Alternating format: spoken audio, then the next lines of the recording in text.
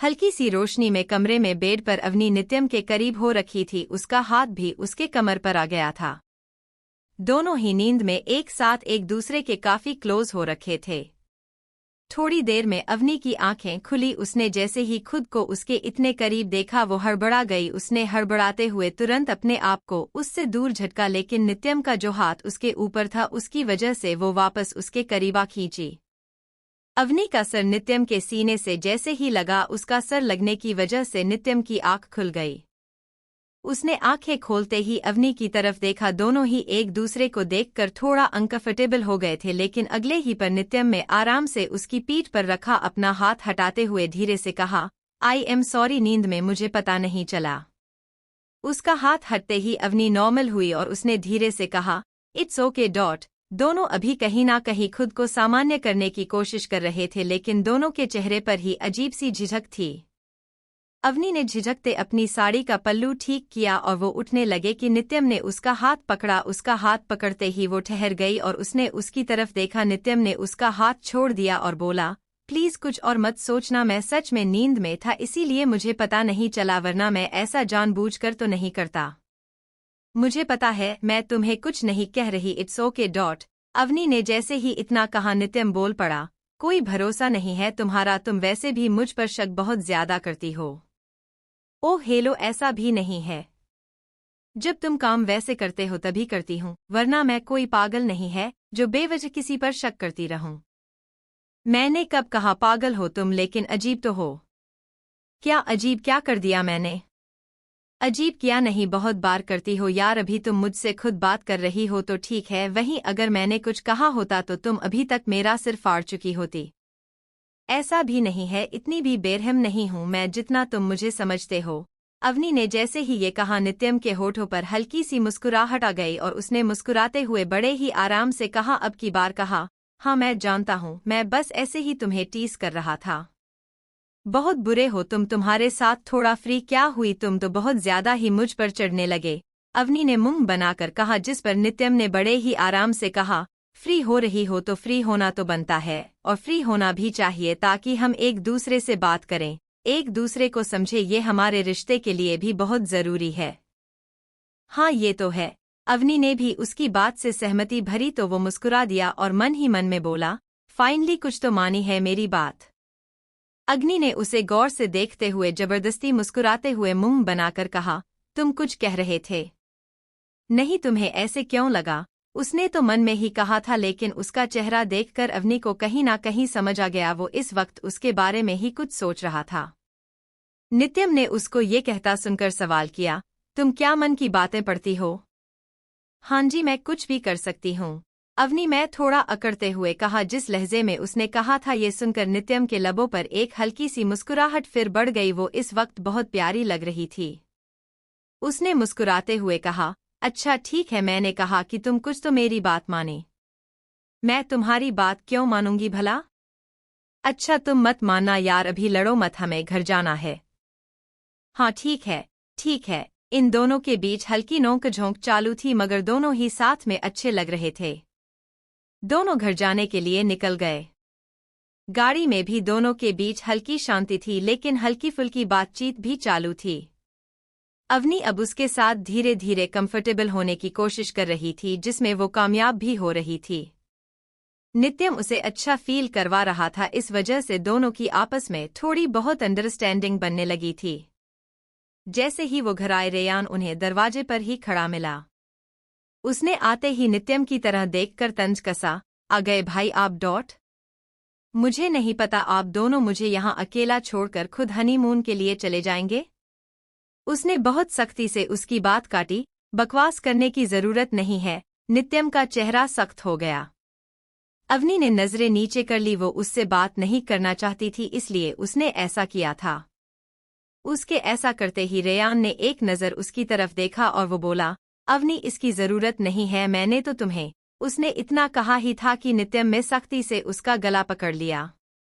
उसके ऐसा करते ही अवनी हैरानी सी चौंकी और रेयान भी चौंक गया था। नित्यम ने अपना गुस्सा काबू करते हुए उसका गला छोड़ा और बड़े ही आराम से बोला, अगर अपनी हिफाजत चाहते हो तो खुद को काबू में रखना सीख लो, वरना मुझे बहुत अच्छे से आता है ऐसे लोगों को काबू में करना जिनका अपनी जबान पर काबू न हो। नित्यम ने इतना कहते ही अवनी की कलाई पकड़ी और उसका हाथ पकड़कर वो आगे बढ़ गया। अवनी उसे देखते रह गई, वो उसके लिए इतना प्रोटेक्टिव था, ये बात उसे आज महसूस हुई थी। हालांकि इससे पहले भी रेयान ने जब कुछ कहने की कोशिश की थी तब उसका रिएक्शन कुछ इसी तरीका था, पर आज उसका रिएक्शन, उसकी बात दोनों ही एकदम अलग थी। अवनी टकटकी लगाए उसे देख रही थी। पीछे खड़ा रेयान हैरान सा बोला, आखिर ऐसा हुआ क्या जो ये भूल रहा है मैं इसका भाई हूँ? एक दिन की शादी में इतना बदलाव।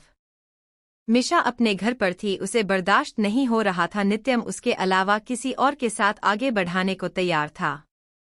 वो अपनी माँ के पास आकर बोली, मॉम आपको नहीं लगता इस वक्त दी प्रेग्नेंट है? तो मुझे उनके साथ होना चाहिए था ताकि मैं उनकी केयर कर पाती। उसकी माँ ने जैसे ही ये सुना वो सोच में पड़ गई और उन्होंने कुछ सोच कर कहा, हाँ बेटा लग तो रहा है पर क्या कर सकते हैं, उन लोगों को तेरा जाना पसंद आएगा या नहीं, तूने जो किया उसके बाद मुझे नहीं लगता तुझे वहां जाना चाहिए। इतना सुनते ही मिशा के चेहरे पर गुस्सा आ गया, लेकिन खुद को शांत करते हुए वो कुछ सोचने लगी। कमरे में आने के बाद ही अवनी का हाथ नित्यम ने छोड़ा था। अवनी एकटक उसे देखती रह गई। आज जो उसने किया वो देखकर वो अपलक उसे ही निहार रही थी। नित्यम ने उसका हाथ छोड़ दिया था, पर रेयान ने जो कहा था वो सोच सोचकर उसे अब भी उस पर गुस्सा आ रहा था। वो गुस्से से अपने आप में ही बोल पड़ा, पता नहीं समझता क्या है खुद को। उसके चेहरे पर गुस्से भरे भाव आ गए थे। अवनी ने नजरें झुका ली और धीरे से बोली, आई एम सॉरी, मेरी वजह से तुमको ये सब वो कह रहा था। उसकी ये बात सुनते ही नित्यम ने उसकी तरफ देखा। उसकी तरफ देखते ही उसने गुस्से से उसे देखा। एक लंबी सांस भरकर अपना गुस्सा और फ्रस्ट्रेशन कम करते हुए उसने आराम से कहा, कोई जरूरत नहीं है खुद को ब्लेम करने की। नित्यम ने उसे समझाने की कोशिश करते हुए बड़े ही आराम से कहा, अवनी वो गलत बोल रहा था, किसी के साथ होने से हम उसे लाइसेंस नहीं दे देते खुद को टॉर्चर करने का। नित्यम की इस बात को सुनकर उसने उसकी तरफ देखा।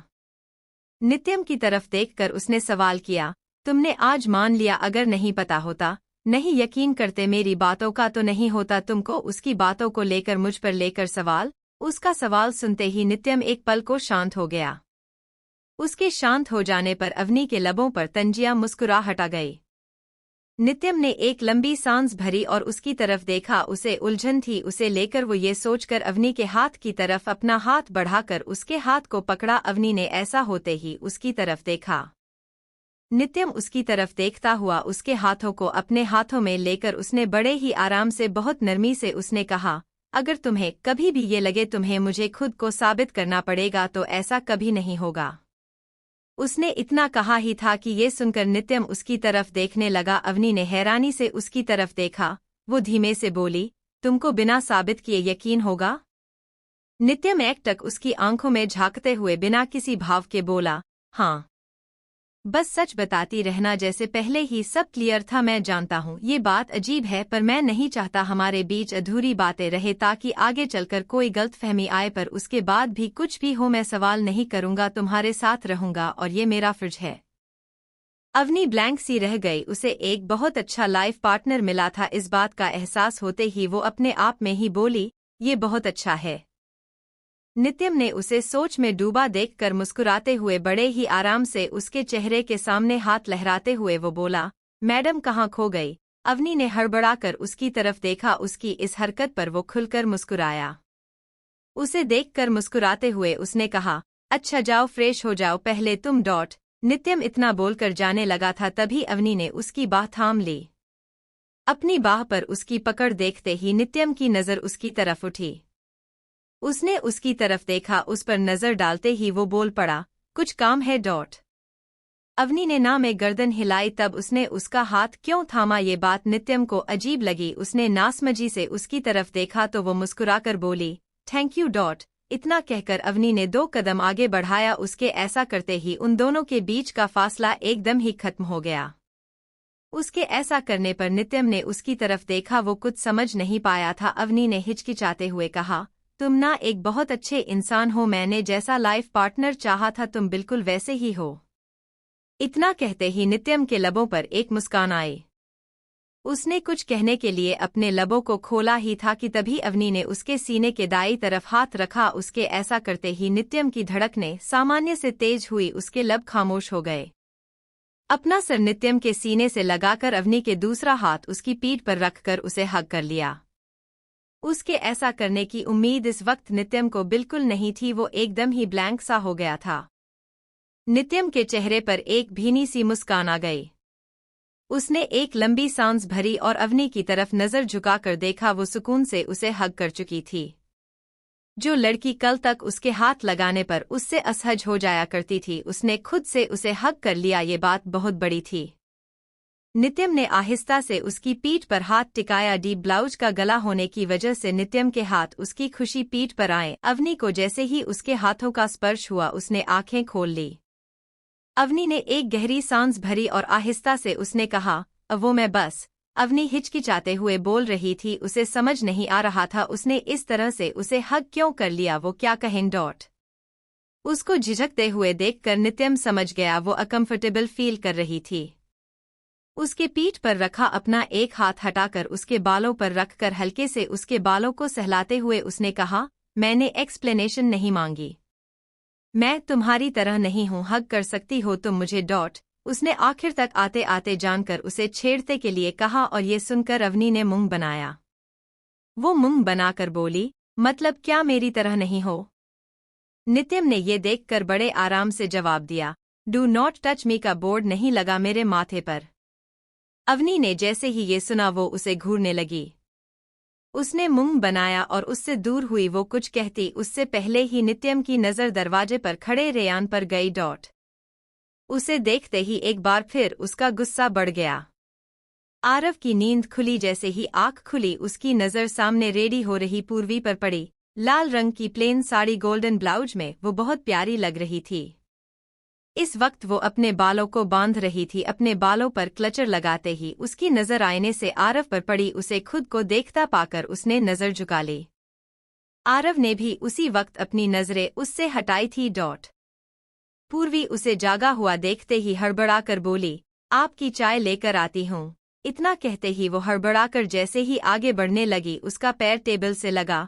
दर्द से उसकी मुंह से चीख निकल गई। आह! उसके चीखने की आवाज़ सुनते ही आरव तुरंत उठकर आया। उसके पास आकर उसने उसके हाथ को पकड़ा और उसे संभाला। पूर्वी को लेकर वो बेड की तरफ बढ़ रहा था, तभी पूर्वी ने धीरे से कहा, ठीक हूँ मैं। आरव ने इतना सुनते ही तीखी नज़रों से उसे घूर कर देखा। उसके इस तरह से देखते ही उसने नज़रें झुका ली। उसके ऐसा करते ही वो चिढ़ते हुए बोला, मेरी तरह से तुम भाड़ में जाओ। पूर्वी ने धीमी सी आवाज़ में कहा, आप क्यों इतना गुस्सा करते थे, मेरी गलती क्या है? तुम्हें नहीं पता। तुम गलत नहीं हो क्या? उसके ऐसा कहते ही पूर्वी की नज़रें झुक गई और वो गुस्से से बोला, तुम सब लोग गलत हो मेरी नज़र में, और तुम ये बिल्कुल मत सोचना तुम गलत नहीं हो।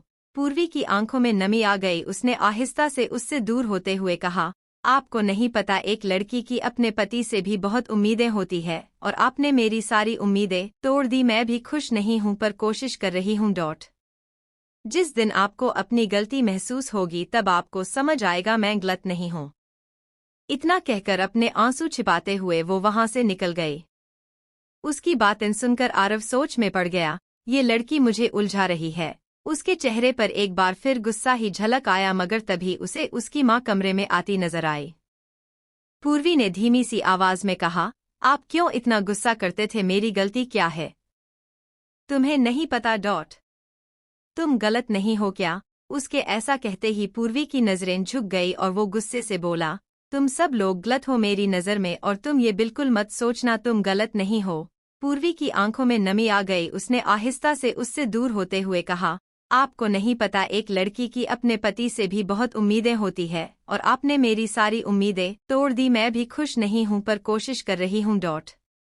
जिस दिन आपको अपनी गलती महसूस होगी तब आपको समझ आएगा मैं गलत नहीं हूं। इतना कहकर अपने आंसू छिपाते हुए वो वहां से निकल गई। उसकी बातें सुनकर आरव सोच में पड़ गया, ये लड़की मुझे उलझा रही है। उसके चेहरे पर एक बार फिर गुस्सा ही झलक आया, मगर तभी उसे उसकी माँ कमरे में आती नजर आई। अपनी माँ सुनंदा जी को देखते ही उसने एक गहरी सांस भरी। पूर्वी बाथरूम की तरफ बढ़ चुकी थी, जो देखकर सुनंदा जी ने नाराजगी से बेटे से कहा, आखिर तू चाहता क्या? तू मुझे ये बता दे, तू कर क्या रहा है? तुझे समझ में आ रहा है? क्यों उसे लड़की को इतना परेशान करके रख दिया? कितना झेलेगी तेरी ये गलत हरकतें? वो अपनी माँ की बात सुनकर उसने नजरें चुराई तो वो उसे समझाते हुए बड़े ही आराम से बोली, बेटा मेरी बात समझने की कोशिश कर, ऐसे तो उसके साथ क्यों कर रहा है? उसने तेरे साथ कुछ गलत नहीं किया। तेरे साथ जो गलत किया है वो पिया ने किया है, तो तू उसको सजा देने के बदले उसको क्यों दे रहा है? पिया का नाम सुनते ही उसके चेहरे पर गुस्से भरे भाव आ गए और वो गुस्से से बोला, आप उसका नाम भी मत लीजिए मेरे सामने। उसकी माँ ने बड़ी ही आराम से एक बार फिर उसे समझाने हुए कहा, ठीक है मैं नहीं लेती नाम, पर तू ही बताना तो उसके साथ ही क्यों कर रहा है? उसने तो तेरे साथ कुछ गलत नहीं किया ना, तू चाहता था ना पिया से तेरी हो वो शादी छोड़कर भागी, इस वजह से हुई तेरी शादी पूर्वी से। मैं भी ये चाहती थी, मेरी वजह से हुआ है, उसके घर वालों की वजह से हुआ है, ऐसा नहीं है मैंने हामी भरी थी तभी उसके घर वाले माने, तो सिर्फ उन लोगों को गलत क्यों ठहरा रहा है? माँ आप चाहती क्या है मुझे समझ नहीं आ रहा, आपके कहने पर कर ली ना मैंने उससे शादी, अब आपको क्या ये चाहिए कि मैं उसके साथ बहुत अच्छे से खुशी खुशी उसके साथ रहूं? तो ऐसा कभी नहीं होगा, आरव ने गुस्से से कहा और उसकी बात सुनकर को नाराजगी से बोली, तो तू क्या चाहता है? तू क्या उसकी सजा देता रहेगा? अगर तेरे को ऐसी सजा देनी थी तो मत करता उससे शादी, कोई एहसान नहीं किया है तूने जो किया है वो अपनी इज्जत बचाने के लिए किया है, इसीलिए उसको सजा देने की जरूरत है। आइंदा में देख न लूँ तो उसके साथ बदतमीजी करें। अपनी माँ की बात सुनकर वो नाराजगी से इधर उधर देखने लगा। उन्होंने गहरी सांस भरी और प्यार से बेटे का हाथ पकड़कर नरमी से बोली, बेटा ऐसे नहीं होता है, तू समझने की कोशिश कर, अपने रिश्ते को वक्त दे, तभी तो वो तुझे समझेगी, तभी तो तुम दोनों के बीच कुछ ठीक होगा। तू कुछ ठीक करने की कोशिश कर ही नहीं रहा और बेवजह सिर्फ उस पर इल्जाम लगा रहा है कि उसने तेरे साथ गलत किया। उसने तेरे साथ कुछ गलत नहीं किया है। ठीक है मैं समझ गया, नहीं करूंगा मैं कुछ, अब आप शांत हो जाइए प्लीज। आपको परेशान होने की जरूरत नहीं है, आप परेशान ना हो इसीलिए मैं ये सब कर रहा हूँ, और आप ही परेशान हो रही है तो क्या फायदा मेरे ये सब करने का? वो अपनी माँ को परेशान नहीं करना चाहता था, ये बात सच थी। उसकी बात सुनकर उन्होंने एक बार फिर कहा, तो तू समझने की कोशिश क्यों नहीं कर रहा? तू उसे मौका दे, उसकी बातों को समझा, तभी तो तुझे कुछ शिकायत करनी। अगर वो तुझे नहीं समझेगी तब वो तो अपनी तरफ से पूरी कोशिश कर रही है, पर तू ही कोई कोशिश नहीं कर रहा, ऐसे एक तरफ रिश्ता थोड़ी ना चलेगा। अपनी माँ की बात सुनकर वो शांत हो गया। सुनंदा जी उसे समझाकर कमरे से चली गई। आरव सोच में पड़ गया। पिया उसकी जिंदगी का एक खूबसूरत हिस्सा थी, वो उसकी कॉलेज फ्रेंड जिससे वो शादी करना चाहता था। दोनों की मंगनी हो चुकी थी और उन दोनों की शादी कानपुर में होने वाली थी। पिया का घर कानपुर में था, इसीलिए वो लोग शादी के लिए वहीं गए थे, लेकिन शादी वाले दिन ही वो शादी से भाग गई, जिसकी वजह किसी को आज तक पता नहीं चली थी। लेकिन इसके चलते दोनों परिवारों ने अपनी इज्जत के चलते पूर्वी को मंडप में बिठाना सही समझा। अपनी माँ की ख्वाहिश और जिद के चलते वो भी मान गया, लेकिन आज तक उसके मन में बहुत ही गुस्सा भरा हुआ था और ये गुस्सा पूर्वी और उसके पूरे परिवार के लिए था। लेकिन ये गुस्सा होना चाहिए था सिर्फ और सिर्फ पिया के लिए, जिसने उसे धोखा दिया था, जो उसे छोड़कर भाग गई थी। आरव अपनी सोच में गुम सा हो गया था। अपनी तरह से उसने पिया से बहुत प्यार किया था, उसके बाद भी वो उसे छोड़कर क्यों चली गई, ये सोच सोचकर वो परेशान था। रेयान को कमरे के दरवाजे पर देखते ही नित्यम को गुस्सा आने लगा। अवनी जो उससे दूर होने लगी थी उसको अपने करीब कर उसने उसे अपने से सटा लिया। उसके ऐसा करते ही अवनी चौंकी, उसकी शांत धड़कनें एक बार फिर तेज होने लगी थी। उसने हैरानी से उसकी तरफ देखा तो नित्यम मुस्कुराया और ये देखकर वो और हैरान हो गई थी। रेयान ने अंदर देखकर धीरे से कहा, भाई आपको और अवनी को मामी जी बुला रही है। नित्यम ने ये सुनकर अवनी को छोड़ दिया और उसने बड़े ही आराम से कहा, वो तो ठीक है पर अवनी नहीं, भाभी कहा करो। आई नो तुम्हारी फ्रेंड हुआ करती थी, पर जो हुआ करता था वो हुआ करता था, अब सब कुछ चेंज हो गया है तो खुद को भी चेंज करने की आदत डाल लो। उसकी बात सुनकर रेयान को मन ही मन में गुस्सा आने लगा। उसने दांत पीसते हुए खुद को शांत किया और धीरे से बोला, जी ठीक है, इतना कहकर वो वहां से चला गया और उसके जाते ही अवनी ने एक गहरी राहत भरी सांस ली और वो मन मन में ही बोली, मुझे नहीं पता था ये इतना अजीब इंसान है, मुझे तो लगता था ये बहुत अच्छा इंसान है, पर मैं जो इसके बारे में सोचती थी वो सब गलत निकला। नित्यम ने अवनी की ओर देखा और बोला, तुम फ्रेश हो जाओ। उसके ऐसा कहते ही उसने गहरी सांस भरी और बोली, थैंक यू सो मच, तुम काफी अच्छे इंसान हो, मुझे लगा नहीं था कि तुम ऐसे हो गए और हमारा रिलेशनशिप ऐसे आगे बढ़ेगा, पर मैं अब रेडी हूँ तुम्हारे साथ अपनी लाइफ में आगे बढ़ाने के लिए। हाँ, मुझे थोड़ा टाइम चाहिए तुम्हारे साथ नॉर्मल होने के लिए, पर कि तभी नित्यम ने उसकी बात काटी और वो बड़े ही आराम से बोला, तुम्हें जितना टाइम चाहिए तुम लो, आगे बढ़ने का क्या मतलब होता है ये तुम्हें समझा देता हूँ। मैं चाहता हूँ तुम मेरे साथ कंफर्टेबल रहो, मैं चाहता हूँ तुम मेरे साथ खुलकर अपनी बात रख पाओ, और मैं चाहता हूँ तुम्हारे मन में जब भी कुछ है तुम आराम से मुझे कह सको। तुम्हारा कंफर्टेबल होना सबसे ज्यादा जरूरी है, बस इतना चाहिए मुझे, इसीलिए आराम से खुद को कंफर्टेबल करो, इससे ज्यादा मुझे तुमसे और कुछ नहीं चाहिए। अवनी अपलक उसे देखने लगी, उसे बहुत अच्छा लग रहा था, वो बहुत ही अच्छे से उसे समझ रहा था, ये बात सही थी। रेयान बाहर निकल आया था। वो इस वक्त बहुत तेज गुस्से में था, कुछ सोचते ही वो अपने आप में बोला, बहुत शौक है ना इसे अपनी बीवी की तरफ से बोलने का, अब मैं दिखाता हूँ इसे मैं क्या करता हूँ। अवनी और नित्यम नीचे आए, वो दोनों साथ थे, जो देखकर बाकी सबके चेहरे पर हल्की सी मुस्कान आ गई, मगर रेयान ये देखकर चिढ़ गया था। अवनी ने मुस्कुराते हुए रोहिणी जी से पूछा, माँ आपने बुलाया था? हाँ बेटा, पहले नाश्ता करो तब बात करती हूँ। अवनी भी बाकी सबके साथ बैठ गई। नित्यम उसे अपनी फैमिली के साथ कंफर्टेबल हो रही थी, ये बात उसे अच्छी लग रही थी। रेयान की तरफ देखकर नित्यम ने एक गहरी सांस ली और मन ही मन में बोला, पता नहीं ये लड़का क्यों पीछे पड़ा है। समझ नहीं आ रहा है, अपने साथ साथ हम सब की जिंदगी भी क्यों मुश्किल कर रहा है। नित्यम उसके बारे में सोच सोच कर परेशान हो रहा था। उसने अपनी प्लेट में खाना सर्व किया, तभी दीप्ति बोली, तुम कहाँ खोए हुए हो नित्यम। अपनी भाभी की बात सुनकर उसने ना में गर्दन हिलाई और वो बिना किसी भाव के बोला, कहीं नहीं भाभी, बस कुछ सोच रहा था। सब एक साथ ब्रेकफास्ट कर रहे थे। इस समय रेयान के यहाँ होने पर अवनी अनकंफर्टेबल नहीं हुई, उसने खुद को कहीं ना कहीं संभाल लिया था। कानपुर में अवनी की माँ सुधा जी अब परेशान नहीं हुआ करती थीं। उनको पता था इस घर में उनकी बेटी सबके साथ अच्छे से रह लेगी।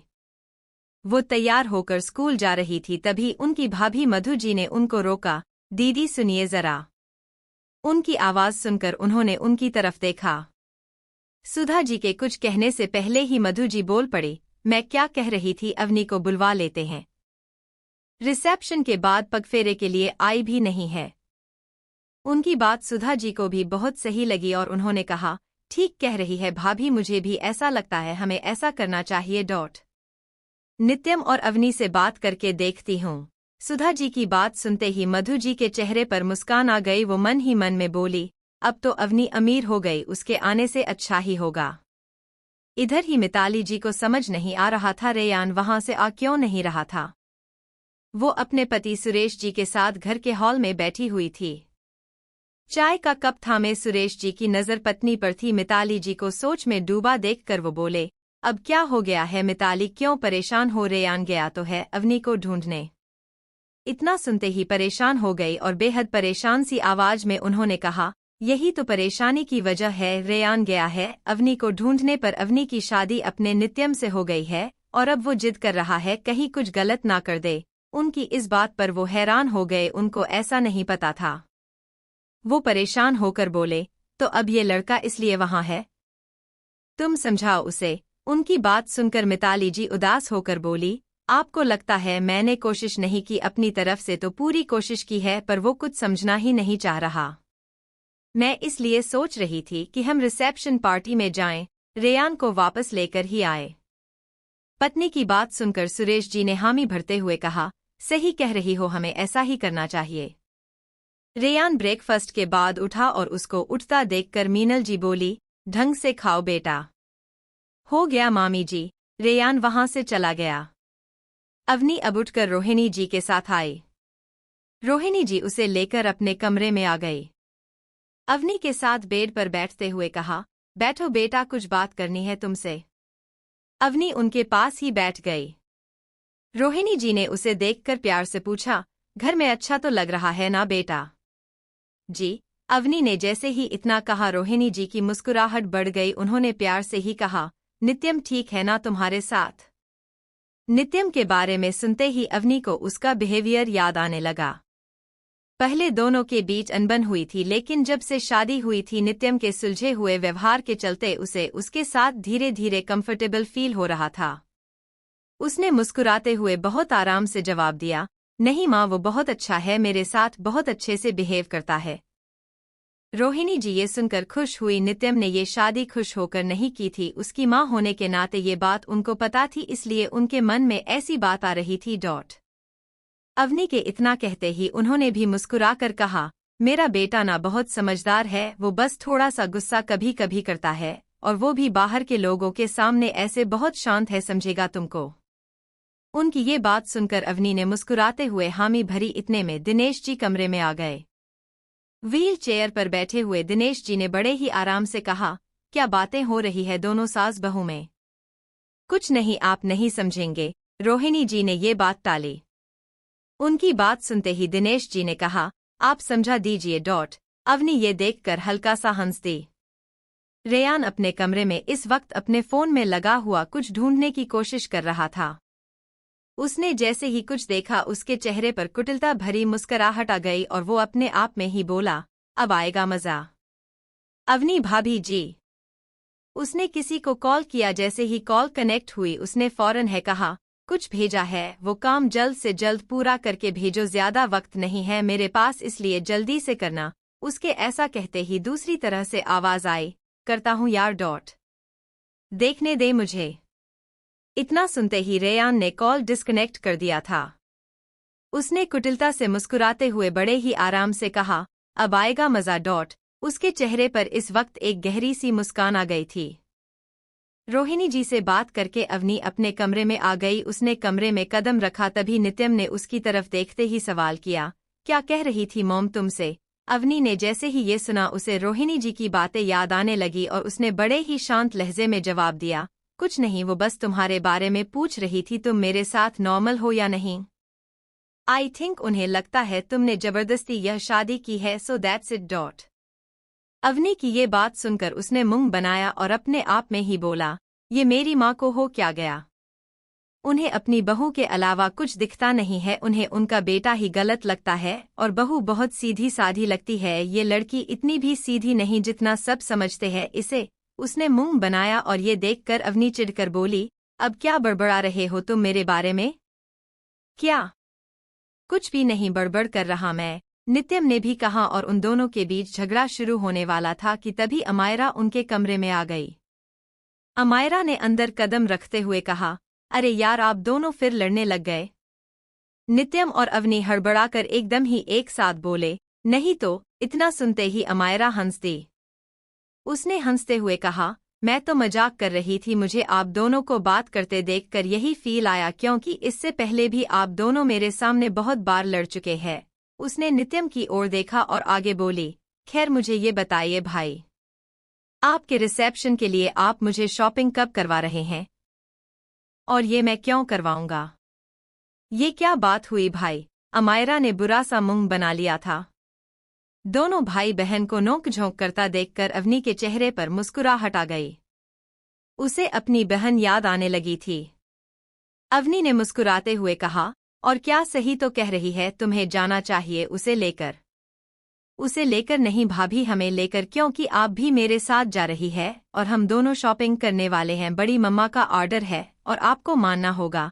इतना सुनते ही अवनी ने तुरंत कहा, नहीं नहीं, मैं क्या करूंगी, मुझे नहीं जाना अभी। नित्यम उसे देख रहा था। उसने मुंह बनाया और मन मन में बोला, मेरे साथ कहीं जाने के नाम से ही चिढ़ जाती है।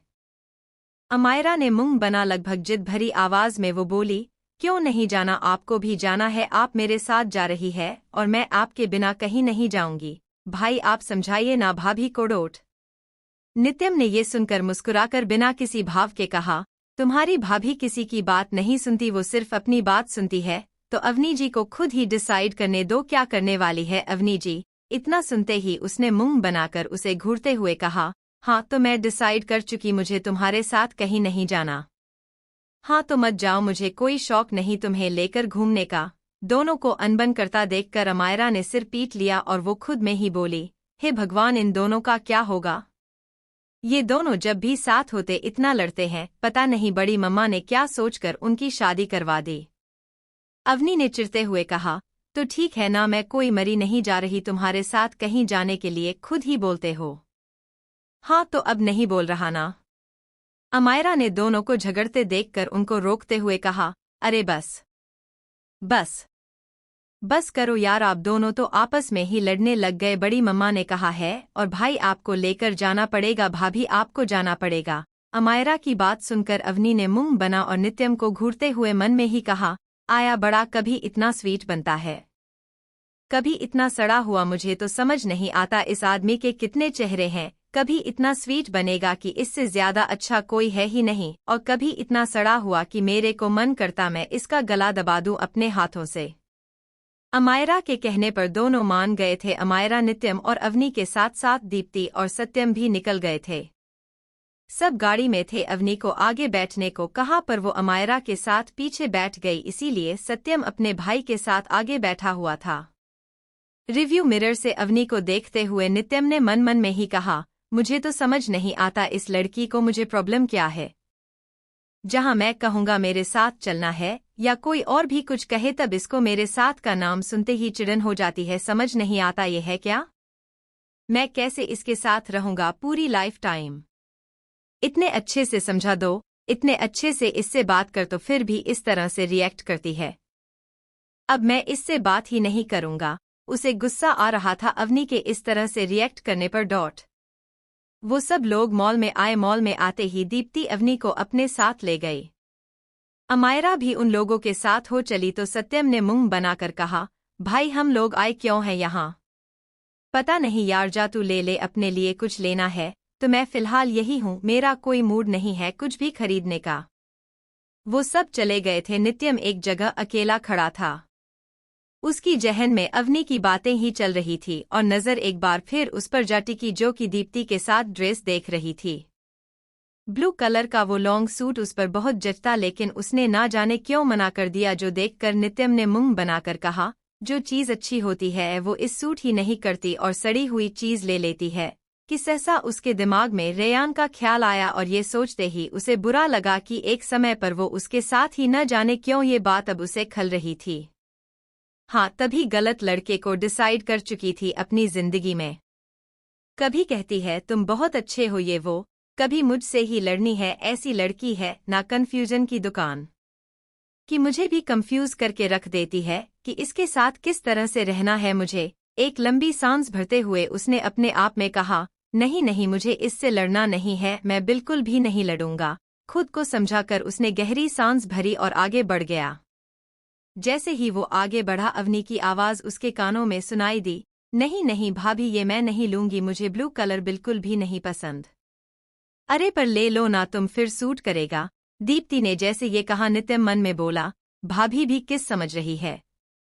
जयपुर के बस अड्डे पर एक लड़की खड़ी थी। सूनी आंखों से वो आती जाती बसों को देख रही थी। उसके चेहरे पर कोई भाव नहीं थे। उसने अपना बैग लिया और एक ऑटो में बैठी। ऑटो में बैठते ही उसने अपने आप में ही कहा, मुझे उसके पास नहीं जाना होगा, ये गलत होगा। अगर मैं उसके पास गई तो सब कुछ खराब हो सकता है। मुझे अपने लिए खुद ही कुछ डिसाइड करना होगा। उसकी आंखों में इस वक्त आंसू थे और वो बहुत ही उदास लग रही थी।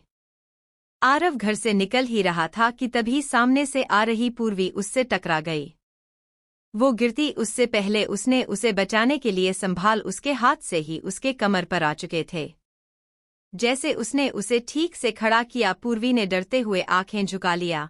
आरव ने एक नज़र उसे देखा और उसे देखकर वो खामोशी से आगे बढ़ गया। उसको जाते देखते ही पूर्वी ने हैरानी से अपने आप में कहा, ये क्या, आज इन्होंने कुछ नहीं कहा मुझे, इनको क्या हुआ है। वो हमेशा उसे डांटा करता था पर आज उसने उसे कुछ नहीं कहा। ये बात उसे हैरानी में डाल गई थी। अवनी ने दीप्ति के कहने पर वो ब्लू वाली ड्रेस ट्राई की। जैसे ही वो ट्रायल रूम से निकली, नित्यम की नज़र उसे पर पड़ी। ब्लू कलर की फुल लेंथ सूट में वो बहुत ही प्यारी लग रही थी। उसकी नजरें झुकी हुई थी और वो आगे बढ़ रही थी। उसको देखकर नित्यम की नजर उसे पर थमी की थमी रह गई। वो पलक झपकाए बिना उसे देखने लगा। दीप्ति जो अपने देवर को देख रही थी, उसके चेहरे पर ये देखकर मुस्कान आ गई और नित्यम के पास आकर उसके कंधे पर हाथ रखकर उसने बड़े प्यार से कहा, क्या देवर जी लग रही है ना मेरी देवरानी बहुत प्यारी। सच में भाभी, पता नहीं क्यों मैडम को लगता है ब्लू कलर सूट नहीं करता उस पर डॉट। नित्यम ने एकदम से ही कहा, लेकिन जैसे ही उसे एहसास हुआ दीप्ति सामने, उसने झेंपते हुए नजरें चुरा ली। दीप्ति ये देखकर हंस दी और उसने मुस्कुराते हुए कहा, सच में बहुत प्यारी लग रही है और तुम्हें शर्माने की जरूरत नहीं है। नित्यम, इतना तुम अपनी भाभी से कह सकते हो, किसी को बताऊंगी नहीं मैं। हाँ हाँ भाभी, मुझे पता आप मेरा सीक्रेट किसी से शेयर नहीं कर सकती, इसलिए आपके सामने मैं बोल सकता हूँ, लेकिन आप प्लीज उसे तो बिल्कुल मत बताना, वरना वो मैडम फिर मेरे से लड़ने लगेगी। अरे लड़ेगी क्यों, तारीफ कर रहे थे तुम तो। नित्यम एकदम ही मुंह बनाकर बोला, आपको पता नहीं है कैसी है वो। दीप्ति एक बार फिर हंस दी। अवनी जैसे ही उन लोगों के सामने आई, वो दोनों चुप हो गए। दीप्ति ने उसकी तरफ देखकर कहा, बहुत बहुत बहुत प्यारी लग रही हो, और ये ड्रेस तो तुम्हें पक्का लेनी है, क्यों देवर जी। उसने जानबूझकर आखिर में उसे छेड़ा तो नित्यम में नजरें चुराते हुए कहा, मुझे क्या पता, उसकी मर्जी। ये देखकर एक बार फिर हंस दी। नित्यम ने खुद को शांत किया और मन ही मन में बोला, मैं भी ना पता नहीं किस तरह से देखता हूँ, किस तरह से रिएक्ट कर रहा हूँ। भाभी ने भी सुना वो होती तो वो पक्का मेरा सर फाड़ देती। अवनी किस बात पर किस तरह से रिएक्ट करेंगे उसे पता नहीं था, इसीलिए उसने इस तरह से कहा, लेकिन ये बात भी सच ही थी। अगर उसे पता चलता तो वो पक्का उसे कुछ ना कुछ सुनाती। शॉपिंग के बाद सबने एक साथ मिलकर कॉफी पी। उसके बाद वो लोग घर जाने के लिए निकल गए। उन सबको घर छोड़कर नित्यम सीधा ऑफिस जाने के लिए निकल गया। वो जैसे ही शेखावत इंडस्ट्रीज में आया, उसे रिसेप्शनिस्ट ने बताया उससे मिलने कोई आया हुआ था। अपने केबिन की तरफ बढ़ते हुए उसने कहा, ठीक है तुम भेज दो। Okay sir. कोमल उसे एकटक जाते हुए देखती रही और अपने आप में ही उसने बुरा सा मुंह बनाकर कहा, सर की शादी भी अभी होनी थी, वह तो अच्छा है इनाया है नहीं, वरना बेचारी का दिल बहुत बुरी तरह से टूट जाता। नित्यम अपने केबिन में बैठ चुका था। तभी केबिन का दरवाजा खटखटाया गया। उसने गंभीर आवाज में कहा, कम इन। उसके इतना कहते ही दरवाजा खुला और सामने से वो शख्स अंदर आ गया। उसको सामने देखते ही नित्यम के चेहरे पर एक खुशी भरे बाबा, और उसने हैरानी से कहा, आरव तुम कब आए। आरव उसे देखते ही मुस्कुरा दिया और उसने उससे पूछा, क्यों, मेरे आने से कोई परेशानी हुई तुझे। पहले तो ये बता, मेरे जाते ही तूने इतने अचानक शादी कर ली। अरे यार, तेरी शादी में मैं आने वाला था, पर सडनली माँ ने शादी की बात रखी और मुझे ना नहीं कहना था। आई मीन माँ को ऐसे हाँ ही सुननी था, तभी मुझे शादी करनी पड़ी। अपनी शादी की बात सुनते ही आरव के चेहरे पर गंभीर भाव आ गया। उसने नजरें चुराई। उसे गौर से देख रहे नित्यम ने पूछा, और बता पिया कैसी है। आई है तेरे साथ। पिया का नाम सुनते उसके चेहरे पर आया गुस्सा नित्यम भी देख पाया था। उसने हैरानी से पूछा, क्या हुआ, तू ठीक तो है।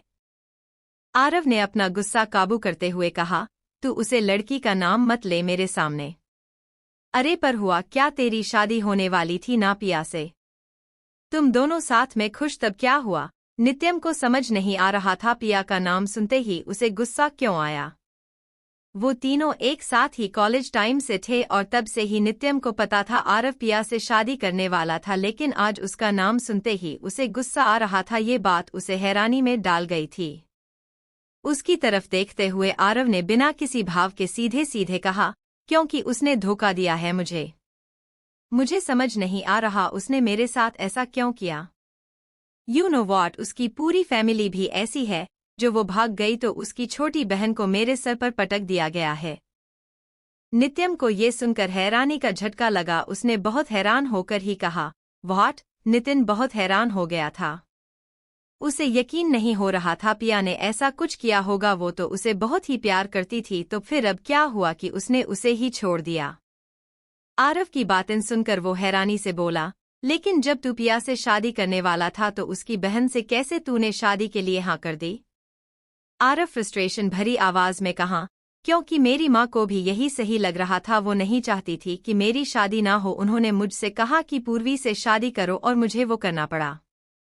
पूर्वी मतलब तेरी शादी हो चुकी है पर पिया से नहीं किसी और से? हाँ मेरी शादी उसकी छोटी बहन से हुई है। आरव की बात सुनकर नितिन ने एक गहरी सांस भरी है। वो बिना किसी भाव के बोला, ठीक है तो अब तो उसके साथ आगे बढ़ाने की कोशिश कर। मैं जानता हूँ तुम दोनों का एक बहुत ही लंबा रिलेशनशिप रहा है, तुम दोनों बहुत लंबे टाइम तक साथ थे, शायद तेरे को बहुत टाइम लगेगा उसके साथ आगे बढ़ाने में, लेकिन तू उसके बारे में सोच, उसकी तो कोई गलती नहीं थी ना। एक बार फिर यही सुनकर आरव ने चिढ़कर कहा, तू प्लीज अब उसका साइड लेना बंद कर दे, अगर वो चाहती तो वो मना कर सकती, तो मुझे माँ ने फोर्स किया था, पर उसको क्या प्रॉब्लम थी, उसने भी हाँ कर दिया, वो भी यही चाहती थी। वो भी अपनी बहन की तरह अपॉर्चुनिस्ट निकली। जैसे ही उसे मौका मिला उसने हाँ कर दी और बैठ गई मुझसे शादी करने, और अभी इतनी सीधी बनी घूमती है जैसे उससे बड़ा सीधा कोई होगा ही नहीं। मुझे तो इतना गुस्सा आता है कि मेरा बस चले ना, मैं सीरियसली उसकी जान ही ले लूं। लेकिन माँ ने ना मुझे रोक कर रखा है, उनकी वजह से मैं परेशान हूँ। आरव काफी गुस्सैल स्वभाव का इंसान था, वो सब के साथ एक जैसा था, नित्यम जानता था, इसीलिए उसका गुस्सा उसे समझ आ रहा था। उसने उसे समझाते हुए बड़े आराम से कहा, अरे भाई तू समझने की कोशिश क्यों नहीं कर रहा? उसकी क्या गलती है? जैसे तेरे को आंटी ने फोर्स किया तुझे मानना पड़ा, हो सकता है उसकी फैमिली ने ही ऐसा किया हो, तो उसको क्यों ब्लेम कर रहा है? उसका पॉइंट समझने की कोशिश कर, बिना किसी को समझे हम किसी को जज नहीं कर सकते। जैसे पिया को हम जानते थे लेकिन उसने ऐसा किया, हमें बिल्कुल यकीन नहीं हो रहा ना कि वो कभी ऐसा कर सकती है, पर उसने किया तो उसकी बहन के बारे में बिना कुछ जाने तू उसे क्यों जज कर रहा है?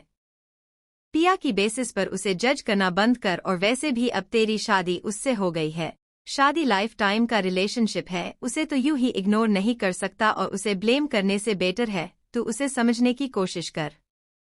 बिना समझे तू उसे ब्लेम करेगा ये तेरे लिए भी गलत होगा, फिर बाद में तुझे अगर कुछ ऐसा पता चले जो तुझे खुद को गिल्टी फील हो तो तुझे कैसा लगेगा? नित्यम की बातें सुनकर वो सोच में पड़ चुका था। आरव नित्यम की बातें सुनकर सोच में पड़ गया। उसे समझ नहीं आ रहा था वो क्या डिसाइड करे। पिया की जगह पर पूर्वी को एक्सेप्ट करना उसके लिए इतना आसान नहीं होने वाला था। आरव के चेहरे पर आए एक्सप्रेशन देखकर नित्यम को भी समझ आ रहा था उसके लिए ये सब करना इतना आसान नहीं होने वाला था। उसने बात टालते हुए कहा, अच्छा ये छोड़, और मेरी रिसेप्शन पर तुझे अपनी पूरी फैमिली के साथ आना है, समझा? हाँ जरूर। आरव मुस्कुरा दिया। जैसे ही नित्यम ने उसके चेहरे पर आए ये भाव देखे उसने भी मुस्कुराते हुए पूछा, और क्या लेगा, चाय या कॉफी? कॉफी। आरव ने जैसे ही जवाब दिया नित्यम ने कॉफी लाने के लिए कह दिया। उसके ऐसा करते ही आरव एक बार फिर उससे बातों में लग गया। दीप्ति अवनी के साथ कल के लिए तैयारी कर रही थी। वो मुस्कुराई और उसने कहा, मैंने गेस्ट की लिस्ट बना ली है। भाभी एक बात पूछूं? उसने कहा तो दीप्ति ने हाँ में सर हिलाया। अवनी ने कुछ पल की चुप्पी के बाद धीरे से पूछा, आप अपनी फैमिली को नहीं इनवाइट कर रही? दीप्ति ने जैसे ही अपने घर वालों का जिक्र सुना उसे मिशा की हरकतें याद आने लगी। उसने धीरे से ना में गर्दन हिलाई और बिना किसी भाव के उसने कहा, नहीं वो घर में सबको अच्छा नहीं लगता मिशा की वजह से, इसलिए। दीप्ति की तरफ देखकर अवनी ने बड़े ही शांत लहजे में कहा, इस घर में सबके बारे में आप बहुत सोचती है, पर आपको भी तो अपनी फैमिली। दीप्ति समझ रही थी वो अब क्या कहेगी। उसने बड़े ही आराम से उसकी बात काटी और बिना किसी भाव के उसने कहा, छोड़ो ना अवनी ये सब कुछ। अवनी समझ गई उसे बुरा लगेगा इसलिए उसने भी कुछ नहीं कहा, वो चुप ही हो गई। दीप्ति ने अब मुस्कुराते हुए कहा, कल के लिए तुम्हारी ड्रेस फाइनल कर लो। ठीक है, उसने बड़े ही आराम से कहा। उसकी बात सुनकर दीप्ति मुस्कुराई और मन ही मन में उसने कहा, अवनी तुम बहुत अच्छी हो इसलिए सबका ख्याल है, पर मिशा का यहाँ ना आना ही बेहतर है। नित्यम शाम को जब लौटा हॉल में ही उसे उसकी माँ नजर आ गई। अपनी माँ को देखते ही उसने मुस्कुराकर कहा, माँ आज बहुत खुश लग रही है आप। बस मेरी खुशी अभी बढ़ती रहेगी। कल के लिए सब तैयार है ना? तूने अपने दोस्तों को बोल दिया? अपनी माँ की बात सुनकर नित्यम ने हल्के से सर हिलाया और वो अपने कमरे की तरफ बढ़ गया। अवनी जैसे ही रोहिणी जी के लिए चाय लेकर आई उन्होंने मुस्कुराकर कहा, नित्यम आ गया है बेटा, जाओ 2 कप चाय कमरे में ले जाओ। अवनी ने इतना सुनते ही नजरें झुकाई लेकिन कुर्ते ही मन में बोली, हाँ आया बड़ा, इसके साथ तो बंदा जहर ही पी सकता है सुकून से। रोहिणी जी की बात सुनकर दीप्ति ने भी उसे जाने का इशारा किया। वो फीका सा मुस्कुरा दी, लेकिन अपना मूड ठीक करने की कोशिश करते हुए वो अपने कमरे की तरफ बढ़ गई। नित्यम अभी अपना ब्लेजर निकालकर टाई निकल रहा था। उसने टाई निकालकर शर्ट की 2 बटन खोली ही थी कि तभी अवनी पर नजर पड़ी। वो चाय लिए कमरे में आ रही थी। उसे देखते ही उसके हाथ ठहर गए। अवनी ने सोफे के पास टेबल पर ट्रे रखते हुए कहा, चाय ले लो। उसे देखते हुआ नित्यम वहां आकर बैठ गया। उसने बैठते ही एक चाय की प्याली थामी और अवनी की तरफ देखने लगा। अवनी उसके पास बैठने में हिचकिचा रही थी। ये बात उसने नोटिस की तो अपने आप में ही बोला, पता नहीं समझती क्या है ये लड़की मुझे। उसने एक गहरी सांस ली और अवनी की तरफ देखकर कहा, बैठ जाओ, खा नहीं रहा हूं मैं तुम्हें। अवनी ने जैसे ही उसकी बात सुनी वो उससे थोड़ी सी दूरी बनाकर बैठ गई। उसने चाय का कप उठाया, उसके हाथों में कंपी हो रही थी। ये देखकर नित्यम ने तुरंत अपने दूसरे हाथ से कप थाम लिया। अवनी उसे देखने लगी। उसने कप आहिस्ता से ठीक से उसके हाथों में पकड़ाया। ऐसा करते ही अवनी की उंगलियों ने नित्यम की उंगलियों को छुआ। अवनी ने हड़बड़ाकर हाथ पीछे कर लिया। ये देखते ही नित्यम ने अपना हाथ पीछे करते हुए नरमी से कहा, तुम्हें इस तरह से घबराने की जरूरत नहीं है, मैं टच नहीं कर रहा इंटेंशनली।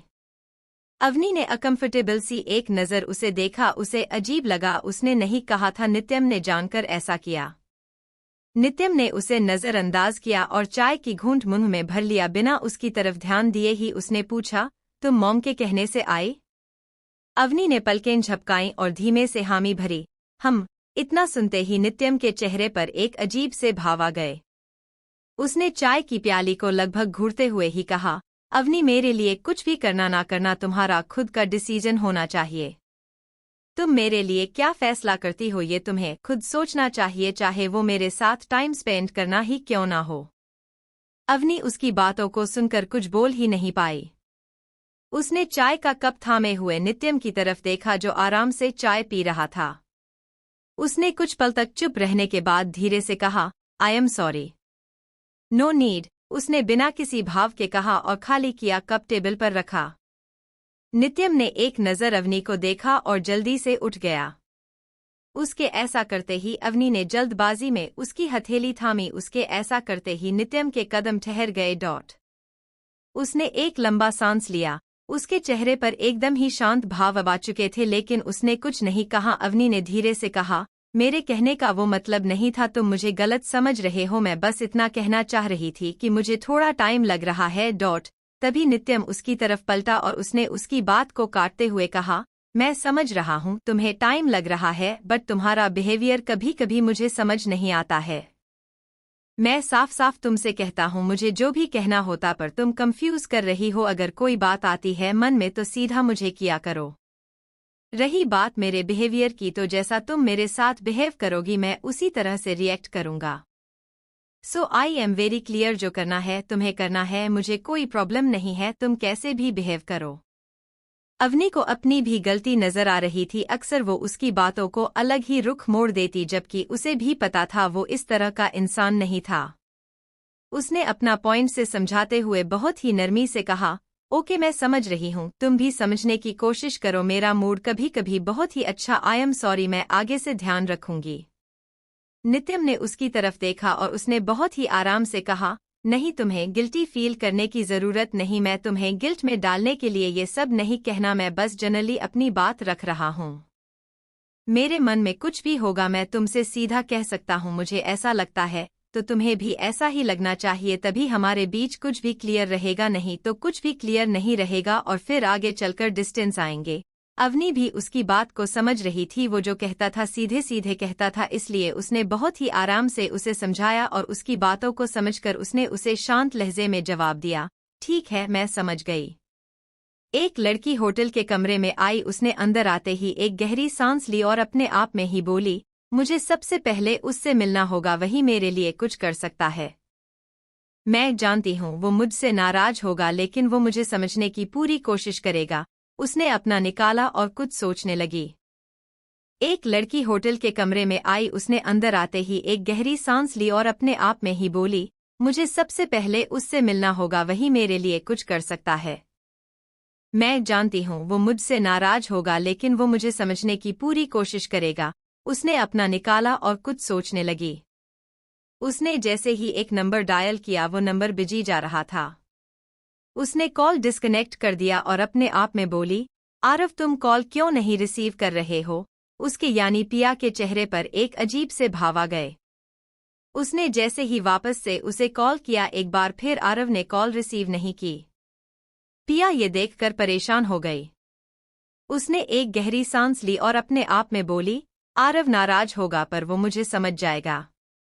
आरव अपने केबिन में था, उसके जहन में नित्यम की सारी बातें चल रही थी। उसे समझ नहीं आ रहा था उसे क्या करना चाहिए।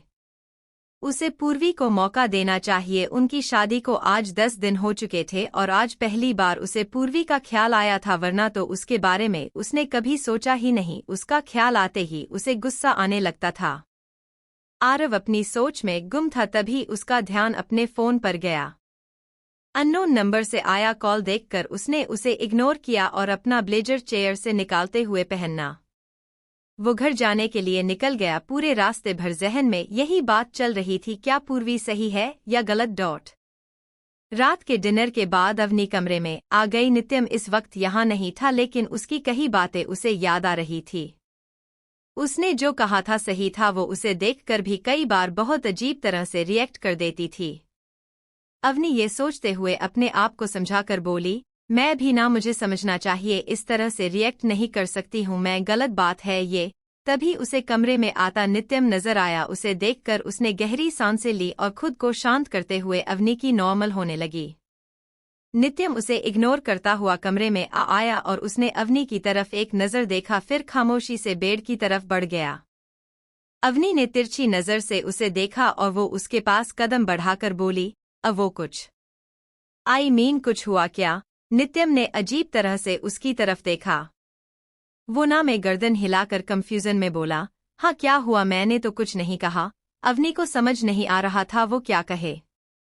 उसने बात शुरू करने की कोशिश करते हुए कहा, एक्चुअली मेरी गलती थी, मैं नहीं समझ पा रही थी, मुझको गुस्सा बहुत जल्दी आ जाता है। मैं रिएक्ट बहुत जल्दी करती हूँ।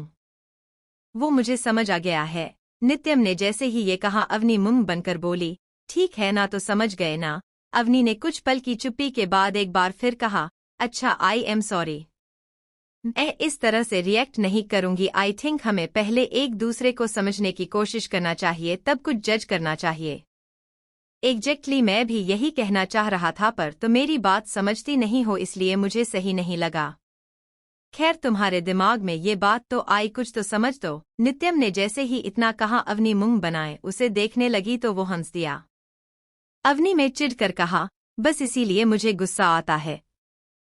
तुम ना मुझे बहुत जल्दी गुस्सा दिला दे, तो पता नहीं क्या है तुम्हें प्रॉब्लम मुझसे? नित्यम अपनी हंसी रोकते हुए मुस्कुराकर बोला, कोई प्रॉब्लम नहीं है, मैं तुम्हारे साथ जब मैं ऐसा होता हूँ तभी लगता है कि मैं हूँ तुम्हारे साथ, बिना लड़े मुझे मजा भी नहीं आता। हाँ तो फिर मुझे क्यों सुनते रहते हो? कहाँ सुनाया मैंने? मैं बस समझा रहा था, उसने बड़े आराम से कहा तो अवनी शांत हो गई। अब थोड़ी सेकंड की चुप्पी के बाद नित्यम ने कहा, अच्छा ठीक है, तुमने अपनी मॉम को बोला वो आ रही है? नहीं माँ, नहीं आ पाएंगी, अवनी ने कहा और ये कहते हुए उदास हो गई थी तो नित्यम मुस्कुरा दिया। उसने बड़े आराम से कहा, अभी तुमने छुट्टी ले ही रखी है, हम कानपुर चलते हैं रिसेप्शन के बाद। जैसे ही अवनी ने इतना सुना उसके चेहरे पर खुशी भरे भाव आ गए, जो देखकर नित्यम हल्का सा मुस्कुरा दिया। उसको खुश होता देखकर उसे अच्छा लगा था। अवनी खुश होकर बोली, सीरियसली तुम जाने वाले हो मेरे साथ? नित्यम ने मुस्कुरा कर ही जवाब दिया, हाँ माँ का कॉल आया था, उन्होंने कहा मैं तुम्हें लेकर आऊं, इसीलिए मैंने उन्हें बोल दिया कि मैं आऊंगा, पर मैंने बोला था उन्हें आने के लिए, तब उन्होंने कहा था वो सोचकर बताएंगे, तभी मैंने तुमसे पूछा। हाँ वो एक्चुअली घर पर अभी काफी काम है, माँ को छुट्टी भी नहीं मिलेगी, इसीलिए माँ नहीं आ सकती, मामा जी आएंगे। अवनी की बात सुनकर उसने हाँ में गर्दन हिलाई। दोनों बात करने में लग गए थे और दोनों को ही अंदाजा नहीं हुआ था वो शांत होकर एक दूसरे से बात करे थे, जो बहुत कम ही मुमकिन हो पाता था। आरव घर आया तो उसने आते ही अपनी माँ को देखा। उसकी माँ उसका इंतजार कर रही थी। उसने जैसे ही उनको देखा वो नाराज सी आवाज में बोली, क्या है तेरा रोज का हो गया? रोज तू ऐसे ही करता है, क्या गया तुझे? कब तू समझेगा? अपनी माँ को नाराज देखकर उसने बड़े ही आराम से जवाब दिया, मैं समझ रहा हूँ, प्लीज आप इस तरह से गुस्सा मत किया करिए, आपके लिए मैं कुछ भी करने को रेडी हूँ माँ। ये शादी भी निभा लूंगा। अपने बेटे की ये बात सुनकर उसकी माँ के चेहरे पर खुशी भरे भाव आ गए और उन्होंने मुस्कुरा कर कहा, ये फैसला तूने बिल्कुल ठीक लिया, तुझे यही करना चाहिए। देख बेटा, पूर्वी एक बहुत अच्छी लड़की है, इतने दिनों में मैंने उसे इतना तो समझ लिया है। वो बहुत अच्छे से संभाल लेगी सब कुछ, और वैसे भी अब तेरी शादी हो गई है, तुझे सोचना चाहिए। आरव में एक गहरी सांस भारी उसके दिमाग में अभी नित्यम की बातें चल रही थी, इसलिए उसने बहुत ही आराम से जवाब दिया, ठीक है मैं सोच रहा हूँ और मैं समझ गया, मैं कोशिश करूंगा अपनी तरफ से पूरी कि मैं उसके साथ अपना रिलेशनशिप आगे ठीक रखूं। बेटे की बात सुनकर उनको आज बहुत ही अच्छा लगा। वो खुश हो रही थी, तभी इतने में पूर्वी आ गई, पर जैसे ही उसकी नजर आरव पर पड़ी उसने अपनी नजरें झुका ली और उसके चेहरे पर एक डर भरे भाव आ गए थे। वो अक्सर उसे देखते ही गुस्सा हो जाया करता था, जो बात उसे घबरा कर रख देती थी। पूर्वी में नजरें झुकाए धीरे से कहा, माँ मैंने खाना लगा दिया है, आप दे दीजिएगा इनको। इतना कहते हो वो सीधा अपने करने की तरफ बढ़ने लगी कि तभी और आरव ने आवाज दी, एक मिनट। उसकी आवाज सुनते ही वो कांपते हुए वहां ठहर गई। उसे डर लग रहा था, अब मैं जाने वो क्यों उस पर गुस्सा करने वाला था, उसने तो अभी कुछ नहीं किया। पूर्वी घबराकर दूसरी तरफ पलटी, जैसे ही वो पलटी आरव ने अपना बैग और फोन उसकी तरफ बढ़ाते हुए कहा, ये कमरे में रख देना। पूर्वी ने जल्दी से उसका सारा सामान लिया और वो सीधा कमरे की तरफ बढ़ गई। पिया होटल के रूम में थी, वो अब फिर एक बार आरव को फोन लगाने की कोशिश करने लगी। इस बार जैसे ही उसने फोन लगाया दूसरी तरफ पूर्वी वो नंबर देखने लगी। आरव का फोन बज रहा था, उसने कुछ सोचा और बोली, मैं रिसीव नहीं करती हूँ, उनको देकर आती हूँ। पिया होटल के रूम में थी, वो अब फिर एक बार आरव को फोन लगाने की कोशिश करने लगी। इस बार जैसे ही उसने फोन लगाया दूसरी तरफ पूर्वी वो नंबर देखने लगी। आरव का फोन बज रहा था, उसने कुछ सोचा और बोली, मैं रिसीव नहीं करती हूँ, उनको देकर आती हूँ। पिया उसे कॉल करने की कोशिश कर रही थी और अभी भी कॉल रिसीव नहीं हुआ था। पूर्वी वो फोन लेकर आरव के पास आ रही थी और फोन लगातार बजाता जा रहा था। उसने फोन देखा और अपने आप बोली, लगता है कोई अर्जेंट कॉल है। उसने जल्दी से आरव के पास आकर कहा, ये आपका फोन कोई कॉल कर रहा है। आरव ने जैसे ही उसके हाथ से फोन लिया, कॉल आनी बंद हो गई थी। उसने देखा कोई अननोन नंबर था, इसीलिए वो इग्नोर करता हुआ बोला, कोई बात नहीं, रख दो, कोई अर्जेंट कॉल होगा तो नंबर से रहता। It's okay. इतना कहकर उसने एक बार फिर अपना फोन उसके हाथ में थमाया और डाइनिंग एरिया की तरफ बढ़ गया। उसके जाते ही पूर्वी ने एक राहत का लंबा सांस लिया और अपने आप में बोली, पता नहीं अभी चल क्या रहा है उनके दिमाग में, पर फिलहाल मुझे तो कुछ नहीं कह रहे, लगता है गुस्सा शांत हो गया थोड़ा बहुत। दीदी ने पता नहीं ये सब क्यों किया, मुझे फंसा कर रख दिया है उन्होंने। कितना प्यार करते थे वो उनसे, तब भी उन्होंने उन्हें छोड़ दिया। उसे बुरा लग रहा था आरव के लिए। वो वापस कमरे में आ गई। इन दिनों जब से वो यहाँ आई थी उसने आरव का सिर्फ गुस्सा देखा था। ये सोचते हुए वो अपने आप में बोली, अगर ये इतने गुस्से वाले इंसान थे तब दीदी कैसे उनके साथ थी? मुझे तो लगता नहीं है ये ऐसे थे, लगता है मुझसे ही इनको गुस्सा आता है। उसे बुरा लग रहा था, उसकी शादी जिस इंसान से हुई थी वो इंसान उसे समझने की कोशिश ही नहीं करता था, बस उसे पर गुस्सा करता रहता था। नीचे आरव डाइनिंग एरिया में बैठा हुआ था, उसकी माँ उसके लिए खाना परोसती हुई बोली, खाना सर्व करके गई थी वो तेरे लिए, पर तुझे उसके हाथ के खाने से भी दिक्कत हो रही है। वो झल्ला उठा, माँ मैंने ऐसा नहीं कहा है, मैं कोशिश कर रहा हूँ, आप मुझसे क्या चाहती है आप ही बताइए। आपके कहने पर मैंने शादी भी कर ली, अब आप क्या चाहती हैं? बेटे को समझाते हुए उन्होंने बहुत ही नरम आवाज में कहा, मैं बस यही चाहती हूँ तू उसके साथ खुश रहे, उसे खुश रखे। वो बच्ची भी खुशी डिजर्व करती है, तू बेफिजूल में उसे परेशान कर रहा है। आरव को इस समय एक बार फिर नित्यम की बातें याद आने लग गई। उसने कुछ सोचकर कहा, ठीक है मैं नहीं करूंगा, आपकी बच्ची को परेशान ना, खुश हो जाइए। मैं कोशिश कर रहा हूं उसके साथ अपना रिश्ता ठीक करने की। उसकी मां ने जैसे ही ये सुना था उनके चेहरे पर खुशी बढ़ती चली गई। उन्होंने मुस्कुराकर कहा, बिल्कुल ठीक फैसला ले रहा है, और ऐसे ही सोच उसके बारे में, वो तेरी पत्नी है, उसके बारे में सोचना तेरी जिम्मेदारी है। देख बेटा, मैं मानती हूँ पिया से तू प्यार करता था, लेकिन अब तेरी शादी पूर्वी से हो चुकी है, और शादी बहुत ही मायने रखती है। तुम दोनों के बीच एक बहुत ही अटूट बंधन बंध चुका है, उसकी लाज रखना तेरा कर्तव्य है।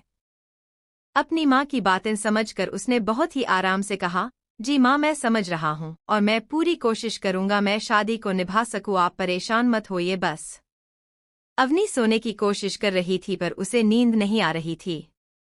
उसने एक बार फिर करवट बदली, और जैसे ही उसने करवट बदली उसे नित्यम का चेहरा नजर आया, वो भी उसकी तरफ करवट लेकर जाग रहा था। उसको देखते ही उसने हड़बड़ा कर वापस करवट बदलना चाहा, पर तब तक नित्यम ने उसकी बाह थाम ली। उसकी बाजू थामते हुए वो बहुत ही आराम से बोला, क्या हुआ? अभी तो तुमने कहा तो तुम कोशिश कर रही हो अनकंफर्टेबल नहीं होने की, और तुम मुझे देखते ही ऐसे घबराती हो जैसे मैं खा जाऊंगा तुम्हें। नहीं हो अनकंफर्टेबल, मुझे नहीं पता था तुम जाग रहे हो। तो क्या हो गया? वो उसे कंफर्टेबल फील करने की पूरी कोशिश कर रहा था, और वो चाहता था वो उससे सहज महसूस करें। अवनी ने उसकी तरफ देखते हुए आहिस्ता से कहा, ठीक है, मैं समझ रही हूँ, मैं भाग नहीं रही थी, वो एक्चुअली मुझे लगा तुम्हें कहीं अजीब ना लगे इसलिए। इट्स ओके यार, नित्यम ने बड़े ही नरमी से कहा, और कुछ सेकंड की चुप्पी के बाद वो बोला, एक्चुअली तुम्हारा फॉल्ट नहीं है, तुम्हें ऐसा लग रहा होगा मैं भी तुम्हारा इस्तेमाल करना चाह रहा हूँ, पर ऐसा नहीं चाहता, मैं बस चाहता हूँ तुम मुझसे कम से कम ठीक से बात तो करो, ताकि किसी को ऐसा ना लगे हमारा रिलेशनशिप नॉर्मल नहीं है। अवनी भी उसकी बात को समझ रही थी, उसने कुछ नहीं कहा, और फिर नित्यम ने ही बातों को बढ़ाते हुए कहा, अच्छा ये बताओ कि तुम्हें ब्लू कलर क्यों नहीं पसंद? अवनी ने जैसे ही ये सुना वो उसकी तरफ देखने लगी, तुम्हें कैसे पता? नित्यम ने तुरंत जवाब दिया, सिंपल, तुम भाभी से बात कर रही थी, मैंने सुना। ओह अच्छा। दोनों के बीच एक बार फिर बातों का सिलसिला शुरू हो चुका था, वो दोनों एक दूसरे से बात करने में लग गए थे, इसका अंदाजा शायद एक बार फिर उन दोनों को नहीं हो रहा था। नित्यम ने मुस्कुराते हुए कहा, नहीं, एक्चुअली मुझे देखकर सबको ऐसा ही लगता है, मैं बहुत ही गुस्सैल हूँ, जो कि एक्चुअल में मैं हूँ भी, पर सबके साथ नहीं। जो जैसा बिहेव करता है उसके साथ वैसा होना पड़ता है, सिंपल सी बात है, इतनी सी बात कोई समझता नहीं है। सब ना एक साइड देखकर जज करने लगते हैं। अरे इसमें जज करने की क्या बात है? तुम एक्चुअल लगते ही हो बहुत खड़ूस। ऐसा भी खड़ूस नहीं हूं मैं जैसा तुम सोच रही हो। वो तो मुझे बाद में समझ आया ना। अवनी मुस्कुरा दी। उसकी मुस्कुराहट देखकर नित्यम के लबों पर अपने आप एक मुस्कुराहट आ गई थी, और उसे बहुत अच्छा लग रहा था। वो उससे बात करने की कोशिश कर रही थी, और उससे बात कर भी रही थी। अवनी ने मुस्कुराते हुए ही पूछा, अच्छा ये बताओ, तुम लोग कभी दीप्ति भाभी के लिए कुछ क्यों नहीं करते? आई मीन वो इतना कुछ करती है इस घर के लिए, वो अपनी फैमिली के बारे में भी नहीं सोचती, पर एटलीस्ट हम लोगों को तो सोचना चाहिए ना। कुछ भी है, वो उनकी फैमिली है, वो अपनी फैमिली तुम सब के लिए भूलने को तैयार है, तो ये बाकी सबकी रिस्पॉन्सिबिलिटी है कि वो उनके बारे में भी सोचे। और मुझे नरेन भाई का ये बिहेवियर बिल्कुल नहीं पसंद, कम से कम उन्हें तो अपनी वाइफ के बारे में सोचना चाहिए। नित्यम भी ये सुनकर उदास सा हो घमंड, और वो अफसोस से बोला, अरे यार एक्चुअली भाई ना मुझे लेकर थोड़ा ज्यादा ही पॉजिटिव हो जाते हैं। मैंने कई बार उन्हें समझाने की कोशिश की है, पर भाभी कहती है मैं उन दोनों के बीच में ना आऊं, और मुझे भी अच्छा नहीं लगता मैं हम दोनों के बीच में बोलूं, इसलिए मैं कुछ नहीं कहता। और रही बात भाभी की फैमिली की, तो हम लोग ट्राई करते हैं, पर मिशा के बिहेवियर के चक्कर में भाभी खुद ही कुछ नहीं कहती है। अभी भी वो कई महीने बाद हमारे घर आई थी, तब उसने इतना तमाशा करके रख दिया इस वजह से, और भाभी उसे अवॉइड करने की कोशिश करती हैं। अवनी ने बहुत ही आराम से कहा, हाँ वो मैं समझ रही हूँ, लेकिन एटलीस्ट हम लोगों को कुछ सोचना चाहिए कि हम कुछ तो सोचो उनके बारे में। आई थिंक वो खुद नहीं कर रही, लेकिन हमें कुछ करना चाहिए। कुछ भी है, वो उनकी फैमिली है। अवनी की बात सुनकर नित्यम भी सोच में पड़ गया। अवनी ने बहुत ही आराम से कहा, हाँ वो मैं समझ रही हूँ, लेकिन एटलीस्ट हम लोगों को कुछ सोचना चाहिए कि हम कुछ तो सोचो उनके बारे में। आई थिंक वो खुद नहीं कर रही, लेकिन हमें कुछ करना चाहिए। कुछ भी है, वो उनकी फैमिली है। अवनी की बात सुनकर नित्यम भी सोच में पड़ गया। नित्यम को सोचता देखकर अवनी ने धीरे से कहा, आई थिंक तुम्हें हमारी रिसेप्शन पर दीप्ति भाभी की फैमिली को इनवाइट करना चाहिए ताकि उन्हें अच्छा लगे। मिशा ने जो किया उसकी वजह से हम उन्हें उनकी फैमिली से दूर नहीं कर सकते। उन्होंने तो कुछ गलत नहीं किया ना। उसकी बात उसे भी सही लग रही थी, इसलिए उसने तुरंत ही जवाब दिया, I think you are right, मैं कल ही सुबह ही आंटी अंकल को कॉल करता हूँ। उसके इतना कहते ही अवनी को एक सुकून मिला था। वो मन ही मन में बोली, इस घर में बहुत सारी चीज जो मुझे कंफ्यूज कर रही है, चाहे वो चाचा जी के बीच की बात हो या भैया भाभी के बीच की बात। मुझे बीच में नहीं पड़ना चाहिए, लेकिन मुझे बिल्कुल अच्छा नहीं लगता जब वो लोग ऐसे रहते हैं। तब उसे समझ नहीं आ रहा था आखिर ऐसी क्या मिस्ट्री थी चाचा चाची के बीच जो उसे समझ नहीं आ रही थी। राकेश जी काफी गुस्से में नजर आ रहे थे। मीनल जी ने धीरे से कहा, मैंने कभी भी भाई साहब को यह नहीं बताया कि आप मेरे साथ किस तरह का बिहेवियर करते हैं, ना ही मैंने दीदी को कुछ बताया है। आप बेवजह मुझे गलत मत समझिए। उनकी इतनी बात सुनते ही उन्होंने गुस्से से उनकी तरफ देखा और वो बोले, मुझे पता है कितनी सच्ची और कितनी भोली हो। तुम भोली बनकर सबको अपना बना लेती हो, जैसे तुम्हारी कभी कोई गलती ही नहीं है। पति की ये बातें सुनकर उनकी आंखों में आंसू आने लगे और वो धीरे से बोली, हाँ तो आप ही बता दीजिए ना, मेरी क्या गलती है? मैंने क्या गलत कर दिया आपके साथ? मैं तो कहीं गलत नहीं थी ना। राकेश जी उनकी बातों के आगे जब कुछ बोल नहीं पाए तो उन्होंने बहुत ही गुस्से से कहा, बकवास मत करो, बात मत करो इस वक्त मेरे से। मीनल जी चुप हो गई, लेकिन उनकी आंखों में आंसू थे। उन्होंने अपने आंसू को पोंछते हुए मन ही मन में कहा, पता नहीं माँ ये कहाँ फंसा कर चली गई तुम मुझे। मैंने कभी नहीं चाहा था मेरी जिंदगी ऐसी हो, तुम्हारी वजह से ऐसे घुट घुट करती रहती हूँ, पर काश तुम आज होती तो मैं कुछ तो कर पाती। अपनी जिंदगी में उन्होंने बहुत कुछ सहा था और आज भी सह रही थी, इसीलिए आज उनका दिल थोड़ा कमजोर सा पड़ने लगा था। राकेश जी ने जब उनको आंसू पोंछते हुए देखा तो वो सख्त हो गए, उनको गुस्सा आने लगा और उन्होंने बहुत ही गुस्से से कहा, अब ज्यादा ड्रामा करने की जरूरत नहीं है, चुपचाप सो जाओ, ऐसे दिखाती हो जैसे बहुत सही हो तुम और बहुत गलत हूं मैं। क्या कर दिया मैंने तुम्हारे साथ जो इस तरह का बिहेवियर करती हो? मीनल जी ने एक नज़र उन्हें देखा और हल्का सा मुस्कुरा दी, उनकी मुस्कुराहट में भी दर्द झलक रहा था। उन्होंने उसी दर्द भरी कायम मुस्कुराहट के साथ ही कहा, आपको कभी समझ नहीं आएगा आपने मेरे साथ क्या गलत किया। जिस दिन आप समझ जाएंगे उस दिन आपको लगेगा आपने मेरे साथ क्या गलत किया है। इतने में अमायरा उनके कमरे में आ गए। जैसे ही उसने अपनी माँ की आंखों में नमी देखी वो परेशान सी बोली, माँ क्या हो गया, आप रो रही थी क्या? अपनी बेटी को देखते ही राकेश जी पत्नी को गुस्से से घूरने लग गए और अमायरा ने अपने पापा की तरफ देखकर कहा, आपने कुछ कहा क्या मम्मा को? राकेश जी ने कुछ नहीं कहा, वो उठकर गुस्से से वहां से निकल गए। उनके जाते ही अमायरा ने एक बार फिर कहा, मुझे पता है पापा ने ही कुछ बोला तभी आप रो रही थी ना। मीनल जी कुछ नहीं बोली, लेकिन बेटी के सामने आंसू छुपाने की बजाय उनकी आंखों में एक बार फिर आंसू आ गए और अपनी माँ को ऐसे देखकर अमायरा की आंखें भी भीग गई। अगली सुबह घर में अवनी और नित्यम के रिसेप्शन की तैयारी हो रही थी। नित्यम ने जैसा कहा था उसने मिशा के घर पर कॉल कर दिया। मिशा को जैसे ही अपनी माँ से पता चला उन्हें इनविटेशन आया था, उसके चेहरे पर खुशी भरे भाव आ गए और उसने चहकती हुई आवाज में कहा, फाइनली हम वहां जा रहे हैं। उसकी बात सुनते ही उसकी माँ ने उसकी तरफ देखा और उन्होंने चेतावनी देते हुए कहा, हम उधर जा रहे हैं तो सिर्फ और सिर्फ दीप्ति की वजह से। दीप्ति का घर है वो और वहां हमें एक अच्छे रिश्ते बना कर रखने होंगे, पर इसका ये मतलब नहीं है तुम कुछ भी करोगी। तुम अपनी हद में रहना और वहां कुछ भी तमाशा नहीं होना चाहिए मिशा में इतना सुनते ही मुंह बनाया और चिढ़कर बोली, आपको हमेशा ऐसा क्यों लगता है मैं तमाशा ही करूंगी? आप मेरी माँ हो या उस अवनी की? अवनी का नाम आते ही उसके चेहरे पर बहुत ही गुस्सा दिख रहा था और ये देखकर उन्होंने उसे समझाते हुए कहा, देख बेटा जो भी है तू समझने की कोशिश कर, अब नित्यम की शादी अवनी से हो चुकी है, तू कुछ नहीं कर सकती। तूने जो किया उसकी वजह से आज वो तुझे नहीं मिला है, तू ऐसे करके सिर्फ अपने लिए नफरत बढ़ा रही है उसके मन में और कुछ नहीं कर रही।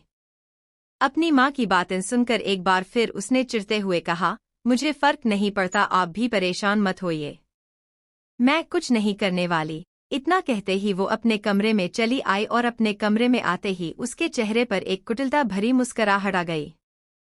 उसने मुस्कुराते हुए अपने आप में ही कहा, अब आएगा मज़ा, अब फाइनली मैं वहाँ जा रही हूँ और अब मैं वहाँ से आने वाली नहीं हूँ। मैंने अगर उस अवनी का जीना हराम नहीं कर दिया ना तो मेरा नाम भी मिशा राजपूत नहीं। मिशा के चेहरे पर आए भाव से साफ लग रहा था वो कुछ ना कुछ जरूर करने वाली थी और इस वक्त उसे बहुत ही खुशी महसूस हो रही थी कि वो नित्यम से मिलेगी। वो नित्यम के बारे में सोचकर मुस्कुराते हुए बोली, फाइनली मैं तुमसे मिलूंगी। तुमने मुझे बहुत ही हल्के में ले लिया, ये तुम्हारी गलती थी, तुम्हें बचाकर मैं सिर्फ ये दिखाना चाहती थी कि मैं आज भी तुम्हारे लिए कोई बैर नहीं रखती अपने मन में, लेकिन अब जब तुम मेरे सामने आओगे मैं तुम्हें अपने हाथ से जाने नहीं दूंगी। तुम्हें तो मैं अपना बनाकर ही रहूंगी। उसके सर पर इस वक्त एक अजीब सा जुनून, एक पागलपन चढ़ गया था जिसकी वजह से वो ये भूल रही थी वो जो करेगी उसका नतीजा क्या होगा। अवनी किचन में थी, दीप्ति के साथ वो उसका हाथ बटा रही थी।